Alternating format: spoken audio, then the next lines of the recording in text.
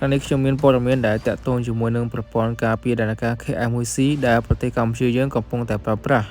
បាទហើយមូលហេតុគឺដោយសារតែប្រទេសថៃនិងកម្ពុជាកំពុងតែមានភាពតានតឹងដោយថៃគឺបានធ្វើនូវសម្ពយុទ្ធដោយប្រើប្រាស់នៅយន្តហោះប្រភេទ F5T8 Super Tiger ដែលជាយន្តហោះសេរីចាស់ប៉ុន្តែត្រូវបាន upgrade ដោយអ៊ីស្រាអែលដូច្នេះដើម្បីឲ្យដឹងកាន់តែច្បាស់អំពីប្រព័ន្ធការពារដែនអាកាស KF1C ថាអាចបាញ់ធ្លាក់នៅប្រភេទយន្តហោះ F5T8 Super Tiger បាទខ្ញុំនឹងជម្រាបជូនដូចតទៅ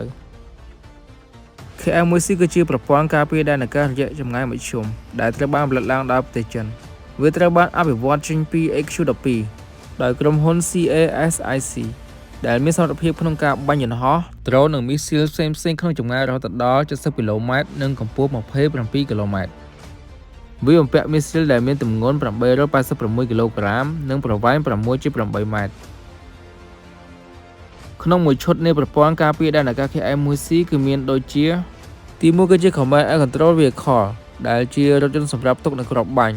ដោយក្នុងមួយឈុតគឺមានចាប់ពី4ទៅ6គ្រឿងហើយក្នុងមួយគ្រឿងក៏អាចផ្ទុកនូវមីស៊ីលបានចំនួន2គ្រាប់ទី2គឺជា Radar Vehicle ដែលជារថយន្តសម្រាប់ផ្ទុកនៅប្រព័ន្ធ Radar ទី3គឺជា Reload Vehicle ដែលជារថយន្តសម្រាប់ដឹកនៅគ្រាប់មីស៊ីល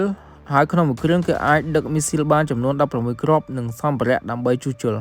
និងទី4គឺជា Power Generator Unit ដែលជាប្រព័ន្ធអគ្គិសនីបម្រើឲ្យប្រព័ន្ធ KF1C ទាំងមូល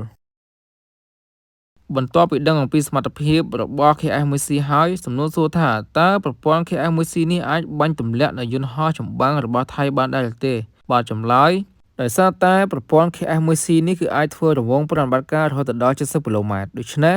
យន្តហោះចម្បាំងរបស់ថៃដូចជា F16 ឬក៏ F5 ជាដើមប្រសិនបើហោះចូលគន្លង70គីឡូម៉ែត្រដូច្នេះប្រព័ន្ធរ៉ាដានឹង lock on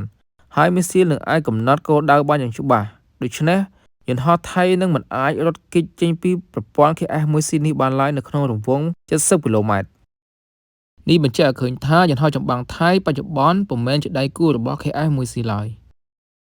បាទចំណុចសំខាន់មួយទៀតតាក់ទងជាមួយនឹងប្រព័ន្ធការពារដែនអាកាស KF1C នេះគឺជាប្រព័ន្ធការពារដែនអាកាសដែលបំពាក់នៅបច្ចេកវិទ្យាចុងក្រោយដែលប្រទេសចិនផលិតបានគិតមកទល់នៅពេលនេះ